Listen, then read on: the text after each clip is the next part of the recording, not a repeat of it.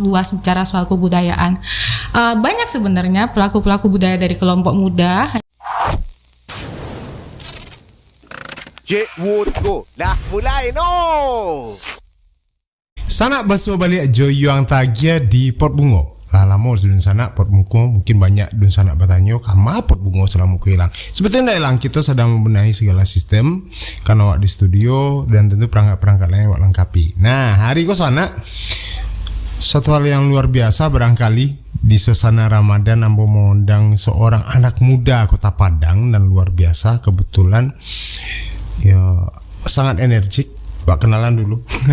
Perlu dikenalkan Angelic Maria Cuaca. Halo Om, selamat. Sehat. Like namanya Angelic. Namanya Angelic Maria Cuaca. Iya. Like-nya dari mana? Dari lik karena Like itu orang Padang enggak bisa ngomong lik jadi lik. Jadi like itu. Iya. Maria Cuaca menarik. Cuaca apa? Cuaca cerah. Cuaca cerah. Lagi enggak hujan. Sebetulnya itu marga, ya. Awalnya sebenarnya marga Tionghoa, Chua, tapi lalu kan ada kebijakan pada masa Orde Baru harus nama Tionghoa berganti nama. Jadi waktu itu mama papa satu keluarga berganti nama, akhirnya sampai di Like juga melekatlah itu. Jadi dan sana Like itu merupakan etnis Tionghoa, stay di Padang, lahir di Padang. Ya, sampai hari ini di Padang. Orang Indonesia. Sebetulnya Tionghoa siapa? Mama, papa? Tionghoa dari mama. Kalau dari papa itu kakek. Kalau nenek Like Minang. Oh, nenek Minang. Nenek dari mamanya bapak lah. Lah tahu suku? Suku papa lah ya. Papa dapat 2 suku. Apa tuh? Satu Caniago, satu Chua. Oh, orang Caniago, orang Chua sana. Jadi sebetulnya kenapa menarik Like yang undang di Port Bungo? Karena pertama, Like salah satu pendiri ya, atau memang satu-satunya pendiri? Pelita. Salah satu. Jadi kita ada bertiga dulu. Pelita itu persatuan atau perkumpulan? Kalau sekarang namanya itu Pelita untuk Perdamaian dan Keberagaman. Jadi itu komunitas anak muda yang fokus untuk isu-isu keberagaman. Salah satunya itu multikultural gitu. Kegiatannya apa saja tuh di sini? Kalau kegiatannya itu kita membangun ruang perjumpaan di antar kelompok yang berbeda karena kita percaya dengan berjumpa kita bisa mengklarifikasi segala prasangka. Nah, ikut menarik. Sejak tahun berapa berdiri?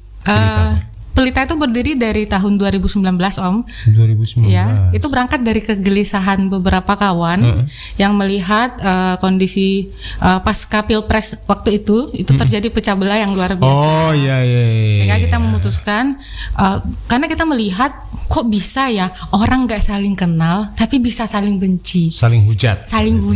Hanya karena mendukung salah satu calon. Atau jangan-jangan karena nggak pernah berjumpa. Nah, sehingga lahirlah inisiasi awal kita membangun ruang perjumpaan itu. Dan segala prasangka dan kebencian harus kita dialogkan. Apakah kita betul-betul benci ataukah selama ini karena kita tidak saling kenal. Nah, itu inisiasi awal dibangunnya Pelita dan sampai hari ini ternyata makin banyak kawan-kawan yang terlibat dan makin meluas gitu Om. Kini anggotanya Pelita ada berapa orang Ki? Kalau anggota Pelita dihitung dari awal terbentuk sampai sekarang itu banyak sih Om, udah lebih dari 90-an. Ada syarat tertentu untuk bisa bergabung di situ? Syaratnya nanti ada open recruitment dan ada ikut beberapa tahapan pendidikan, tapi yang pasti mereka adalah orang-orang yang tertarik dengan isu-isu keberagaman. Ada yang menarik, Pelita sejak berdiri ternyata sudah diliput oleh media internasional ya? Iya. Cerita dikit Ke. Ya, jadi kita diliput oleh media dari San Francisco Om. Sebuah bukan ya platform kelembagaan sebetulnya.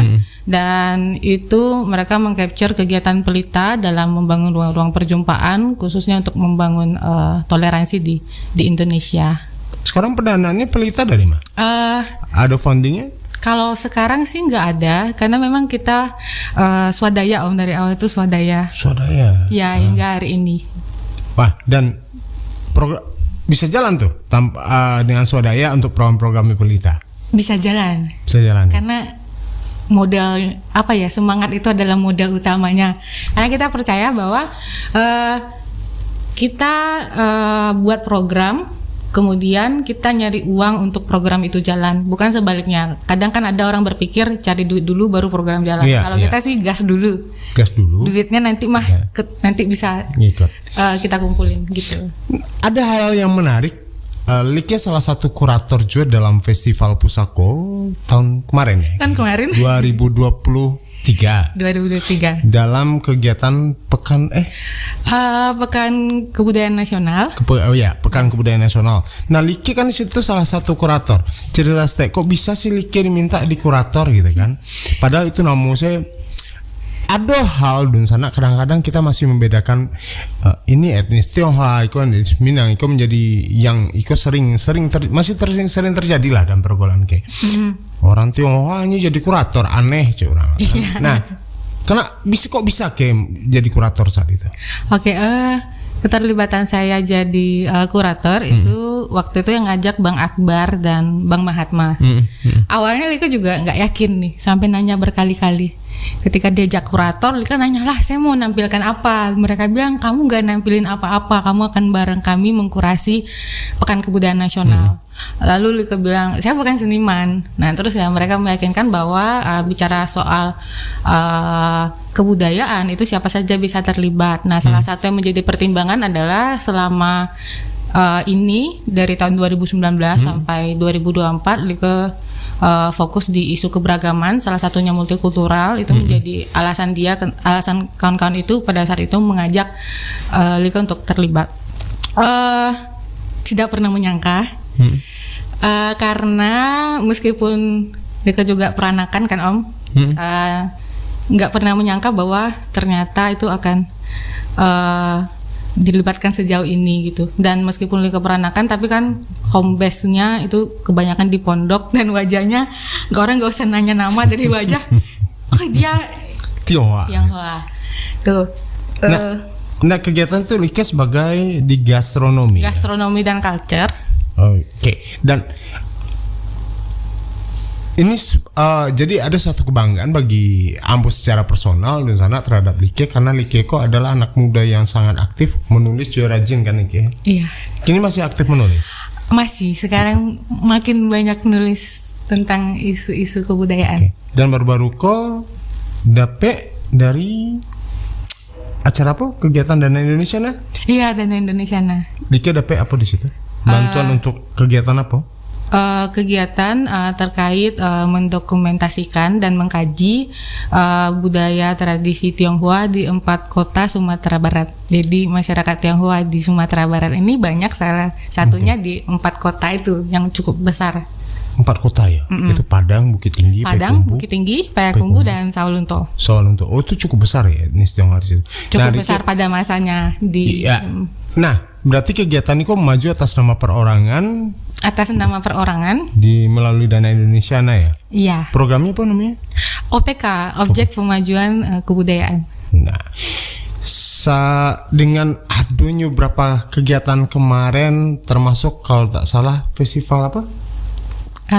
Galanggang Arang atau? Galanggang Arang. Ya. Festival anak juga satu sebagai penulis gitu kan. Nah pertanyaannya kenapa tertarik berbicara tentang kebudayaan? Orang Tionghoa itu, etnis Tionghoa itu rata-ratanya lebih nyaman dengan berbisnis. Kalau Like sendiri bah? Setiap manusia itu adalah makhluk yang berbudaya gitu ya Om. Yeah. Hanya saja barangkali di komunitas Tionghoa banyak pertimbangan untuk terlibat. Sehingga akhirnya tidak banyak hari ini mereka yang terlibat gitu. Tapi kenapa kemudian Lika tertarik? Karena pertama dari dulu tuh suka isu-isu sosial, dan yang kedua karena keluarga papa terutama itu berasal dari persampuran beberapa etnik, sehingga Lika melihat keragaman budaya di situ, sehingga dari dulu tertarik terhadap budaya. Hanya saja baru tahun kemarin dapat kesempatan luas dan ternyata bertemu dengan kawan-kawan yang sampai hari ini tuh mendukung Lika secara penuh. Jadi kelulusan Lika juga di OPK, keterlibatan di festival anak, Galanggang Arang, dan hari ini pun juga di beberapa festival lain itu tidak lepas dari dukungan kawan-kawan yang mendukung Lika untuk ya ayo maju, kita bareng-bareng. Nah, itu kan mulai kecaan Lika satu-satunya kawan-kawan yang berkecimpung di masalah kebudayaan etnis Tionghoa. Susah enggak sih untuk matching gitu? Kalau Lika Merasa risih enggak? Kalau Lika sih enggak ya. Kalau kawan-kawan perlakuannya gimana? Ada diskriminasi? Tidak ada diskriminasi sama sekali gitu untuk teman-teman yang hari ini yang memberi support gitu. Berarti terbukti ya kalau Kota Padang itu bukan tidak terjadi diskriminasi untuk etnis-etnis yang lain sebetulnya. Banyak praktik baik memang. Oke. Nah, dengan kondisi seperti itu kenyamanan Like bekerja di bidang kebudayaan ya. Kalau berbicara di bidang kebudayaan kok pitihin enggak bara oke gitu. Iya. Betul nggak sih? Betul. Nah, bisa kok dalam artian ketika OPK bicara OPK ya, objek pemajuan kebudayaan, Like berbicara tentang pendokumentasian dan riset berarti ya. Iya. Terhadap berarti penelitiannya ke Sawalunto, Payakumbuh, Bukit Tinggi, Padang. Iya. Oke. Surang mengarajanya terkayo. Saya tidak sanggup mengerjakan sendiri. Sehingga butuh kawan-kawan. Butuh kawan-kawan, mulai dari proses submit, pembuatan proposal ide gagasan itu bareng kawan-kawan, sampai hari ini pun didukung dengan kawan-kawan juga gitu. Jadi bisa dibilang OPK yang sekarang ini barangkali namanya cuma Like, tapi di dalam situ ada mimpi dan semangat banyak orang. Ada yang dari awal kami memang bermimpi untuk membuat riset bersama menjadi buku, ternyata itu kesampaian. Ada kawan Like dan beberapa kawan-kawan waktu itu sempat punya mimpi juga untuk membuat film terkait itu.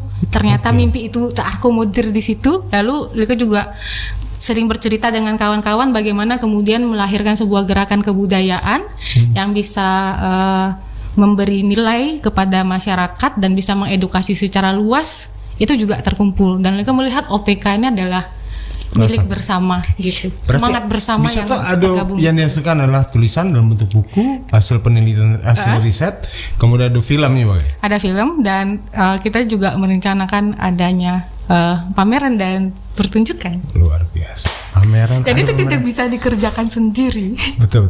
Nah, Like, dengan kondisi Like yang sudah terjun dalam dunia kebudayaan di Sumatera Barat, Like memandang kebudayaan di Sumatera Barat seperti apa? Pengembangannya, daya tarik anak mudanya seperti apa sih kalau Like melihat kondisi kini? Ini pendapat sangat subjektif ya Om. Iya. Kalau bicara tentang pelaku kebudayaan itu ternyata sangat beragam. Mereka juga punya banyak beragam orientasi.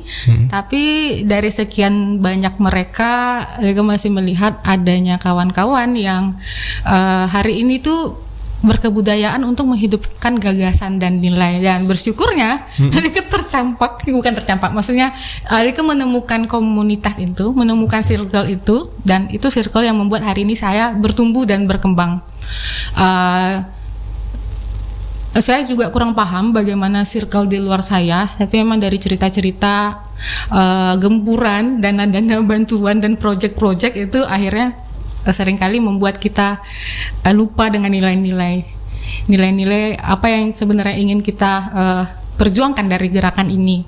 Tuh. Tapi lalu bicara soal pelaku budayanya. Lalu kalau bicara tentang tentang anak muda, saya pikir budaya itu kan luas gitu, yang bukan hanya tradisi saja. Budaya kontemporer itu juga merupakan bagian kebudayaan dan itu sangat dinamis, dan bukan hanya satu etnik, juga ada etnik lain, bukan hanya satu genre tapi banyak genre, sehingga sangat luas bicara soal kebudayaan. Banyak sebenarnya pelaku-pelaku budaya dari kelompok muda, hanya saja memang kita membutuhkan sebuah gerakan yang lebih yang lebih masif dan menyatukan gerakan-gerakan kecil yang sebetulnya sudah ada. Nah, saya nggak tahu apakah itu hari ini ada, tapi ya saya berharap itu ada. Kalau kelompok kecil sih saya udah melihat gitu, adanya gerakan-gerakan kayak gitu. Lalu soal kebijakan kebudayaan di Sumatera Barat, saya juga karena masih belum terlalu lama terlibat, saya belum bisa mengambil kesimpulan. Tapi memang selama ini dari kebijakan kebudayaan Sumatera Barat ya belum dirasakan sih oleh kelompok-kelompok etnik yang jumlahnya nggak terlalu banyak. minoritas. Yang minoritas. Ya, kalau di etnik di Padang itu ada Tionghoa, ada India. Banyak sebetulnya. Ada Nias gitu. Nias dan seringkali waktu itu saya pernah nih mendiskusikannya dengan Heru Yuni Putra dan Randi Remena. Waktu itu kami diskusi tentang bagaimana kebijakan kebudayaan di Sumbar itu menaikkan kelompok minoritas di tengah jalan. Jadi kawan-kawan etnis minoritas itu tidak dilibatkan dari awal, tapi mereka hanya dilibatkan di pertengahan, ditampilkan doang saja untuk menunjukkan bahwa ini rame, beragam. Artinya penentu kebijakannya mereka tidak dilibatkan. Tidak dilibatkan, mereka hanya disuruh naik tengah jalan perform, dianggap itu keragaman, habis itu mereka disuruh turun. Tapi apakah kemudian ada kebijakan yang menyentuh lebih mendalam terkait kebudayaan tradisi mereka, adanya support dan lain-lain itu kalau yang saya lihat selama ini tuh masih minim gitu. Dan penyebabnya apakah dengan misalnya Sumatera Barat hari ini tidak memungkinkan bagaimana membuat kebijakan melibatkan mereka dari awal gitu tadi? Sangat memungkinkan karena belajar dari PKN, Pekan Kebudayaan Nasional yang Festival Pusako kemarin itu banyak etnik di dalam situ, salah satunya saya juga terlibat dari proses penggagasan awal dan itu hal yang tidak pernah saya pikirkan dari dulu. Artinya sebetulnya kesempatan dan apakah kemudian peluang itu diberikan oleh pengambil kebijakan? Nah itu menjadi pertanyaan besar hari ini. Karena Sumatera Barat bukan hanya Minangkabau, mungkin di situ maksudnya. Iya, karena bicara Sumatera Barat itu kan wilayah administratif. 19 kabupaten kota, dia bukan wilayah adat. Sehingga akan sangat beragam dalam situ dan pemerintah kita hari ini sepertinya memang pengambil kebijakan belum melihat keragaman yang ada di 19 kabupaten kota itu sebagai base dasar untuk membuat kebijakan kebudayaan. Jadi harapan sebetulnya pemerintah harus menjembatani hal ini. Mesti ketika beragam etnik itu punya KTP Sumatera Barat ataupun dia berdomisili hari ini di Sumatera Barat, maka mereka warga negara yang harus difasilitasi secara kebudayaan karena itu termasuk bagian dari hak asasi manusia. Baik bicara kalau ke sana. Tapi setidaknya aku menjadi gambaran bahwa Sumatera Barat bukan hanya etnis Minang sebetulnya banyak berkecimpung di situ. Kita juga punya Mentawai yang sebetulnya dia orang Sumatera Barat. Kita tidak berbicara suku tapi berbicara tentang wilayah Sumatera Baratnya. Kan seperti itu. Nah, seberapa banyak ada menarik tadi kayaknya bahwa kita dapat gempuran dana dari pusat atau bantuan-bantuan yang bisa memfasilitasi kawan-kawan dalam berkegiatan. Tapi ada kata tapi tadi. Apakah hanya berpikir untuk keuntungan pribadi, dampak luasnya terhadap masyarakat? Kayak melihat seperti itu enggak? Iya, hari ini melihat seperti itu. Dampaknya enggak seberapa gitu. Dampaknya ya luas gitu. Artinya kita punya dana tapi kemudian itu tidak kita kembangkan untuk hal-hal yang bisa untuk memajukan kebudayaan. Gimana digunakan untuk apa? Ya saving untuk kepentingan pribadi sih. Pokoknya ada bantuan tapi laporan selesai laporan udah selesai. Dampaknya ke masyarakat nggak ada gitu. Sedangkan produksi pengetahuan terkait kebudayaan itu harus terus menerus karena generasi ini akan berganti. Kalau produksi pengetahuannya berhenti hanya terbatas, ya itu yang membuat hari ini generasi muda tuh nggak tahu tentang budayanya karena terbatas. Kalau riset menurut Lika tuh banyak yang bagus banyak sekali yang bagus. Riset yang dilakukan akademisi atau budayawan muda hari ini yang mereka meriset kebudayaan itu menarik, hanya saja kan itu tidak sampai meluas ke masyarakat. Apa solusinya untuk sampai meluas ke masyarakat? Nah dalam program IKE bisa apa saja? Kita lakukan riset kemudian diterbitkan dalam bentuk buku, kemudian bikin film ditayangkan barangkali dan kemudian ada pertunjukan langsung, ada pameran. Nah sendiri bentuk itu harus sampai ke masyarakat. Mungkin dengan apa yang kita buat, yakin nggak itu bisa sampai ke masyarakat? Yakin kalau memang kita melibatkan banyak komunitas di dalam situ. Karena banyak orang-orang hari ini, beberapa orang yang berpikir lebih baik sedikit orang, tapi kemudian barangkali bisa untuk membuat kita bertahan 6 bulan atau 7 bulan ke depan. Tapi Kalau dari awal kita ngerasa program ini adalah semangat baik untuk mempertemukan banyak pihak menjadi ruang jumpa, mempertemukan banyak kolektif kebudayaan untuk maju bersama, maka ini adalah momen yang tidak boleh kita lewatkan. Kita harus memanfaatkan itu untuk membuat semuanya maju dan bertumbuh. Nah, Festival Pusako itu adalah momen yang membuat saya banyak belajar bahwa gerakan kebudayaan harusnya seperti ini. Dan sekali lagi saya merasa beruntung gitu, Om. ya Karena karena langsung berproses di kawan-kawan yang punya praktik yang menurut saya itu sangat baik gitu. dan Niki kan sering menulis nih. Ya. Sejak kapan? Saya sering menulis itu sejak 2009 udah mulai menulis. Oh, 2009 sudah mulai nulis. Sudah. Lalu Nah, seperti gini kan fokus ke kebudayaan kok tulisannya. ya, nah jadi sebenarnya tertarik di isu-isu kebudayaan itu sejak 2012. Waktu itu Lika sempat jadi wartawan. Oh, sempat. Wartawan mana ke? Boleh disebut? Boleh. Di Padang Today. Oh, Padang Today. Di Padang Today waktu itu. Anaknya Abeng nih. Iya. Ya, waktu itu Lika fokus untuk di isu pendidikan dan kebudayaan. Jadi memang setiap hari pekerjaan Lika itu mendokumentasikan kegiatan-kegiatan komunitas. Jadi tiap hari itu ada D1 gitu. Dan menurut Lika tuh menarik gitu. Kadang komunitas ini dia punya semangat yang baik, hanya saja semangat yang baik itu nggak kerasa oleh masyarakat luas. Maka menulis adalah cara supaya orang memahami terkait pesan baik yang ingin disampaikan oleh komunitas itu. Jadi selama setahun, Om, bayangkan satu hari itu 3 berita soal komunitas dikalikan. Pada saat itu tuh sangat banyak sekali komunitas yang Lika liput gitu. Dan Lika merasa itu pemberitaan yang sangat murni, yang tidak mengada-ngada, tidak kemudian memframing, tapi bagaimana kemudian Lika pada saat itu mencoba menuliskan semangat mereka dan membagikan itu ke masyarakat. Dan menurut Lika tuh itu momen pertama kenapa Lika bicara soal kebudayaan melalui tulisan pada saat itu. Dan waktu itu setahun sih jadi wartawan. Pengalaman cukup lah untuk setahun sebagai penulis berikutnya. Habis itu fokusnya bukan di kebudayaan tuh. Jadi ketika misalnya kemarin di Festival Pusako, lalu di Gelanggang Arang, di Festival Anak, mereka seperti mereview lagi kerjaan yang dulu. Ini loh yang saya kerjakan dari dulu gitu. Saya buat rilis mereka, saya buat liputan, dan saya senang gitu. Dan mereka seperti kembali ke 12 tahun yang lalu. Dan berpikir mampu enggak sih dengan kegiatan kau bertahan hidup secara ekonomi? Saya berpikir gitu bahwa saya tidak pernah berpikir hidup dari hobi, tapi saya harus nyari duit untuk menghidupkan hobi saya. Oh, berarti ini hobi ya? Hobi, passion. Menarik. Kalau orang kan berpikir bahwa ada ndak PT dari kau kan? Ya. Berpikir enggak malah berpikir. Enggak berpikir. Bagaimana mencari PT di luar untuk menghidupkan hobi ini? Iya, menghidupkan. Iya, karena menurut Lika ini yang membuat saya hidup gitu, Om. Oke. Kini sebagai generasi muda, orang Padang, orang Sumatera Barat, ada yang menarik. Oktober kalau tidak salah pilkada.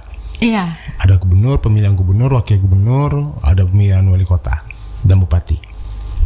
Untuk Sumatera Barat, sebetulnya harapan awak untuk seorang gubernur besok, pemimpin itu seperti apa sih dipandang seorang Nike?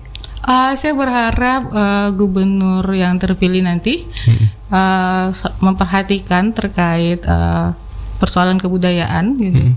Dan ya mau menyelesaikan persoalan itu dari dasar gitu. Artinya ada kebijakan dan tindakan nyata untuk merangkul semua kelompok-kelompok etnik yang ada di Sumbar sehingga mereka bisa berkarya bersama dan terlibat dari proses awal sampai akhir. Jadi tidak ada lagi yang kemudian naik di tengah jalan kalau bahasa Heru. Iya. Naik tengah jalan kok hanya untuk penampil kemana di sana. Jadikan objek saja kan. Objek dari sebuah kegiatan kan. Tapi persoalan di dalam mereka tidak dilibatkan gitu kan. Harapannya ada partisipasi bermakna. Nah, Sumatera Barat menurut berarti sampai saat ini sebetulnya kebijakan pemerintah belum ada masuk sini. Belum, dan itu sangat berpengaruh bagaimana masyarakat hari ini melihat kebudayaan. Oke. Dun Sana, ada hal menarik. Sebetulnya Pot Bungo berkembang dan di channel YouTube kita kok akhirnya tim dari channel YouTube Minamba Gurau kok merekrut Rike sebagai produser dalam kegiatan kau. Jadi ada Osi co-produser dan juga ada Muhammad Gibran Habibi itu di bagian teknis bersama Tanwil Bijanitra. Jadi di Pot Bungo tuh ada 2 orang etnis Tionghoa. Iya. Aku nggak yakin Om ajak waktu itu. Kenapa? Aneh. Kok saya bisa diajak ya? Sebetulnya kan Wak melihat kemauan, kemudian cara berpikir dan tentunya mungkin yang sanak-sanak bisa Like yang hubungi langsung tak narasumber. Mantap. Like, satu hal lagi mungkin ada yang perlu disampaikan. Motivasi untuk anak-anak muda di Sumatera Barat apa kira-kira yang bisa berikan kemudian setidaknya bisa menginspirasi mereka lah. Apa kira-kira? Berkomunitas lah. Berkomunitas. Iya, hidupkan gagasan dan passionmu tuh dengan berkomunitas. Karena sendiri itu kamu nothing. Dan jangan jadi orang rebahan kan? Ya, jangan jadi orang rebahan. Ya. Oke. Apa lah kira-kira yang ingin dicapai dari seorang Like ke depan? Menikah mungkin? Masih jomblo? Enggak sih. Oh enggak. Bahas mana kok? Aduh, bingung. Bingung karena berada dalam lingkungan yang sangat-sangat membuat bingung. Ya, tapi mudah-mudahan lah tahun depan. Amin. Dapat jodoh, cari suami yang paham dengan profesi karena Like kan sangat aktif keluar kok. Punya teman yang banyak juga, teman cowok yang banyak juga. Kadang-kadang sampai malam harus diskusi kan. Nah, harus tuntut orang. Apalagi sejak masuk tim ini misalkan. Enggak boleh. Pasti sibuk. Harus cari yang ngerti. Oke, terima kasih Like lah hadir di Pot Bungo. Setidaknya kau memberi warna juga untuk Sumatera Barat. Berperan di Siko. Mudah-mudahan ke depan akan lebih baik. Ada yang lain yang Like sampaikan? Kira-kira? Kayaknya cukup deh. Cukup ya. Nah, Sana itulah bincang-bincang Ambo dengan Angelic Maria Cuaca. Beliau lebih dikenal dengan nama Like, sebut Like, salah satu anak orang di Padang etnis Tionghoa, tapi ini sangat mencintai kebudayaan itu sendiri karena kebudayaan itu sebetulnya kebudayaan itu kan tidak hanya satu ruang lingkup, satu komunitas, satu suku, tapi beragam. Nah, keragaman ini yang membuat Like tertarik sebarangkali kayak di sini. Oke, Like seorang penulis periset aktivis bidang kebudayaan. Hari ko lah masuk di Pot Bungo. Kita awali Pot Bungo ya. Mudah-mudahan kedepannya Pot Bungo semakin berkembang bersama Yang Tagia dan ada Like produser dari Siko. Lala Sana, terima kasih banyak. Masuk balik.